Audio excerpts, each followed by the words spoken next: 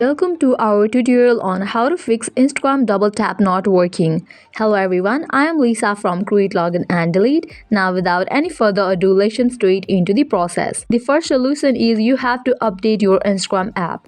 For that, open your Play Store. At the top you can see the search box, type in your Instagram. After app appears, at the right corner you can see the option of open or update. In the case you find the option of update, just tap on it and update your Instagram app to its latest version. But if you see the option of open, that means your Instagram app is up to date. After completion of this process, you can go and check it out if double tapping is working or not. Now the second solution is you have to uninstall your Instagram app and reinstall it. So long press on your Instagram app, tap on this option of uninstall app, tap on uninstall. After you uninstall it, open your Play Store, search for the app Instagram. After app appears, tap on install.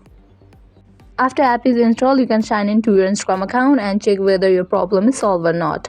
So these are the solutions to fix Instagram double tap not working. If you find this video helpful, at the end make sure to like, share and subscribe to our channel. Thank you.